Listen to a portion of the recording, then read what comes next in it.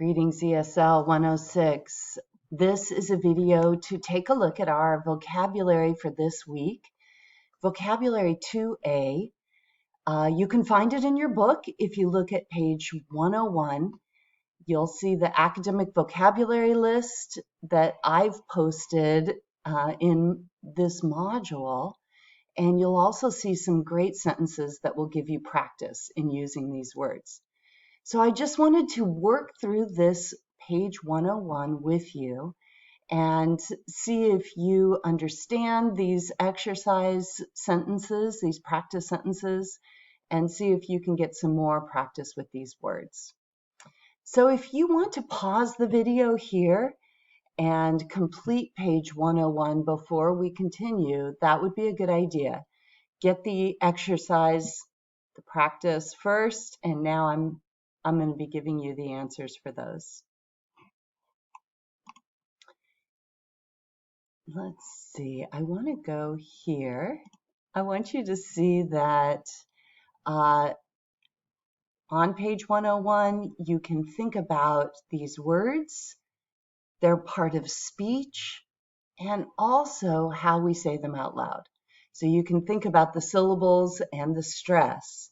And it's a good idea to practice writing these words in your notebook, saying them out loud in order to really have these words as your own. Let's just take a look at these first few sentences on page 101.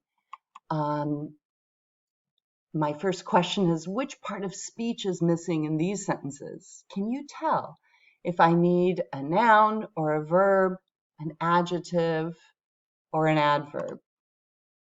Which one would you say? Number one, I see that I have we can, and I know that after can, I need which part of speech?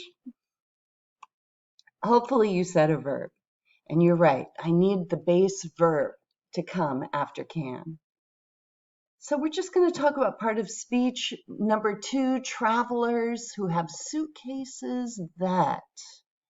Okay, this is using the noun suitcases, and this is an adjective clause, right? I'm describing these suitcases which, or suitcases that. It's another place for a verb. Suitcases is the noun, the subject, and I need a verb. Let's look at number three. It starts with the blank of this project.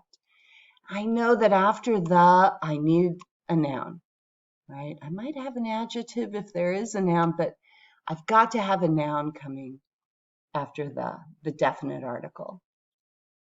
So let's see if these are our parts of speech. Which verbs, which nouns did you choose? Now we have to think about meaning. Which word matches the context of these sentences? For example, number one, talking about protective clothing, right? If everyone wears protective clothing, we can something the risk of infection. And there are two possible verbs. I use the verb minimize. Some of you might have used eliminate. But I know the nurses and healthcare workers among us will tell us that you really can't eliminate the risk of infection. It's always there, but you can definitely minimize it. So I think that's a good place for the word minimize. Number two, talking about travelers with suitcases, that's something the weight. A verb that I can use with weight. Not just weight, but the weight limit for an aircraft. So I use the verb exceed, talking about going over the weight limit, and they're going to have to pay extra. Number three, the blank of this project, and it's talking about something that will be delayed until we receive additional funding. I thought the best word there would be the implementation. A project is something with multiple parts, and it has to be implemented with the idea that it's going to take time. It's a little complicated. the implementation of this plan or this project. Let's just look at these words, guys, and say them out loud. You can repeat them after me. Minimize, minimize, exceed, exceed, excuse me, implementation, implementation.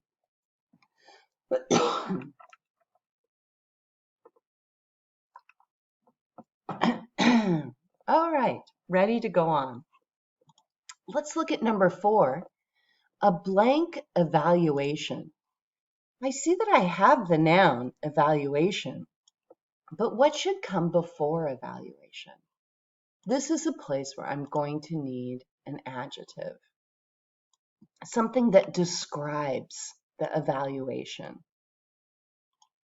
Let's look at number 5. The government has blanked and published. So I have this clue. I have one verb that ends with ed, right? This is a participle. I see this word has, so I definitely need another verb that ends in ed, that's parallel. I'm going to find that will go along with published. And number 6, I have the modal should. After should, I have to use a verb, right, guys? I have to use a base form of the verb. So the grammar here can help me. It can help me choose the best verb, whether I need a participle or a base form of the verb. It can help me to see the part of speech. But now, looking at these parts of speech, we have to look at the context.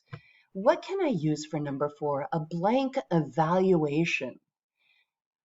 What kind of evaluation are they talking about?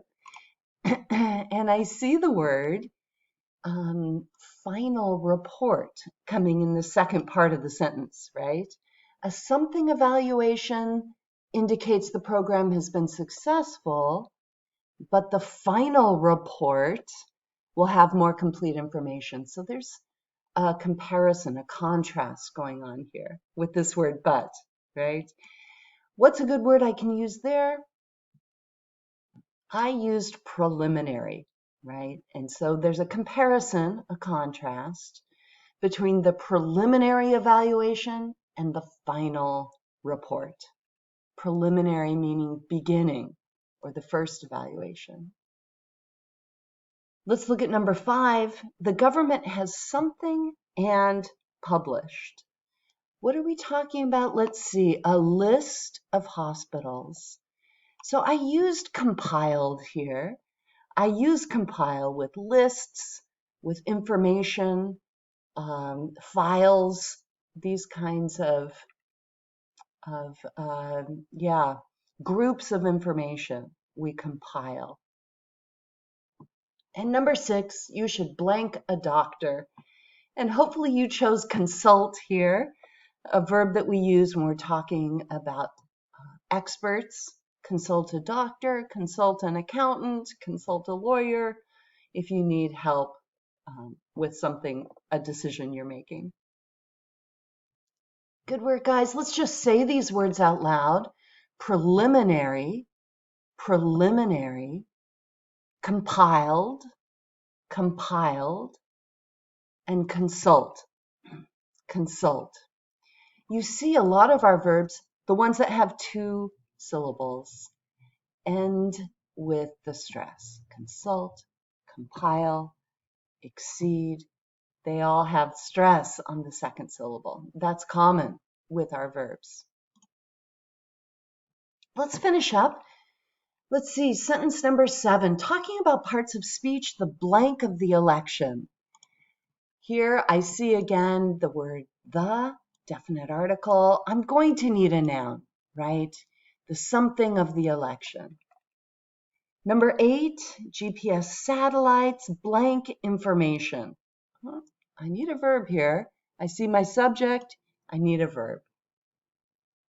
The new medication will, I'll have a verb coming after will, base form. And then I have will again here, a new warm, moist environment will, I need another base form verb. All right, so I'll need 3 verbs here. What did you choose for number 7? The blank of the election. I only have 1 noun left, so hopefully you chose outcome to go with this election, the results of the election, the outcome of the election. That works well here. Number 8, GPS satellites, talking about how satellites give us information, talking about radio waves. This is a good place for our verb transmit, right? Talking about sending something that you can't see, but something is passed. We talk about radio waves, we talk about germs, viruses being transmitted. Number 9, the new medication. Yeah, this is a place where I used eliminate. Again, you could use minimize. It will minimize the need for surgery for most patients. Or you can use the word, I used eliminate here. Eliminate the need for most patients, for many patients. And then the last one, number 10, a warm, moist environment will promote the growth of bacteria. It will support this growth. It will encourage it.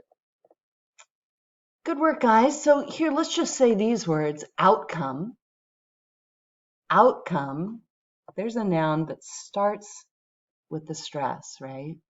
Transmit, transmit, eliminate, eliminate, promote, promote. And that brings us to the end of our 10 words. Guys, your next steps in order to really know these words, get some more practice. Go on Quizlet. There are flashcards for you there. There are games for you to play. Write these words down in your notebook. Find more examples of how we use these words. So you have 10 examples here. You can find more examples in the back of your book. Look in the appendix, go all the way back, and go under Unit 2, and you'll find these words. Also, I have a quiz for you. In the module for this week, you'll find Quiz 2A. You're going to be answering some questions using these words and sentences, but you'll also give me information based on the chart. Hopefully you've been able to open up the chart, study these words, and you'll have no trouble answering the questions on my quiz. Good work. Keep up the good work, and we'll talk again soon.